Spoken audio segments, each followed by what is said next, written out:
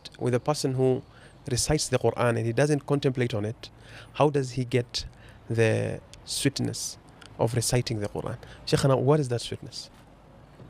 Bismillah, walhamdulillah, wassalatu wassalamu ala rasulillahi wa alihi wa sahbihi wa man ihtada bihudah.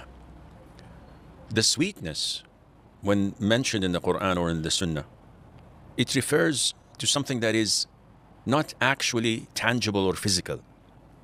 Like the Salaf used to say, if the kings, the sons of kings, were to know the happiness we are living in, they would have fought us for it with their swords.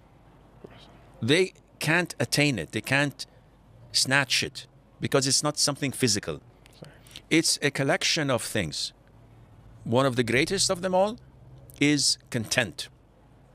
The Prophet said, alayhi salatu wassalam, he has tasted the taste of Iman, who is content and accepts Allah as his Lord, Islam as his religion, Muhammad sallallahu alayhi wa sallam as his messenger. So the content, ذَاقَ طَعْمُ الْإِيمَانِ مَنْ رَضِي. When you find this content, you will find the taste and the sweetness. And ثلاث من كنا فيه وجد حلاوة الإيمان.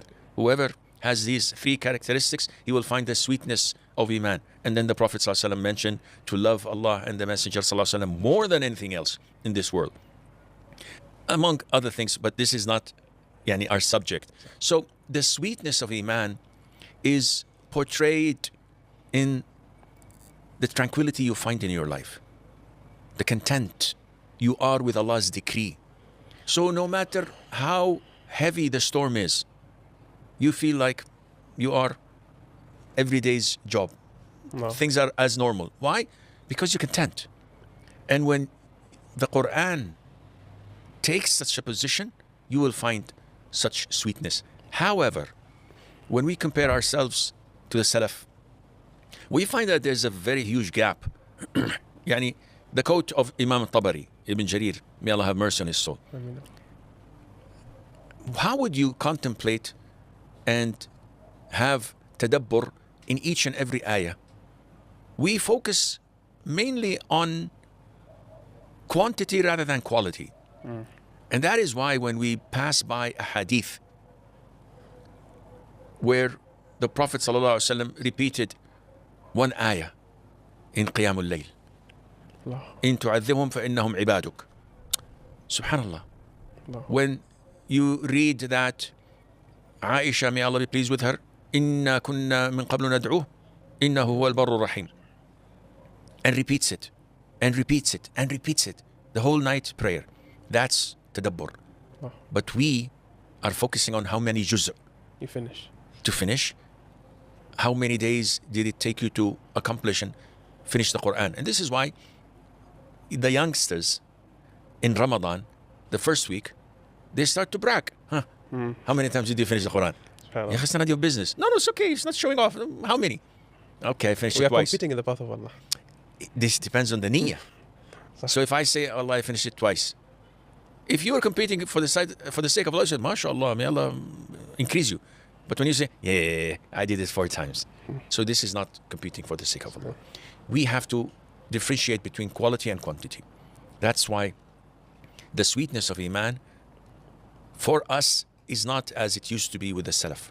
We have to go through the Quran, and when Allah blesses you, it will starstruck you. Oh, this ayah I've read thousands of times. Only now I understand it differently. Only now my chest is expanded to embrace it and take it in. Why? Umar radiallahu anh, would there be anyone contemplating on the Quran and having tadabbur or khushu' more than him? Of course not. Yet, when the Prophet died, alayhi salatu wasalam, and Abu Bakr came, Umar was in shock and awe. He said, no, anyone telling me that the Prophet died, alayhi salatu wasalam, I will punish him. The Prophet will come back and behead those who said that he died. He couldn't accept the fact that he died. When Abu Bakr came and gave the khutbah and recited the ayah, أَفَإِن مَّاتَ أَوْ قُتِلَ انْقَلَبْتُمْ عَلَىٰ أَعْقَابِكُمْ, Umar was shocked. He said, as if this is the first time in my life that I hear this ayah. Come on. You've read it a gazillion times. But Allah opened your heart to understanding it today.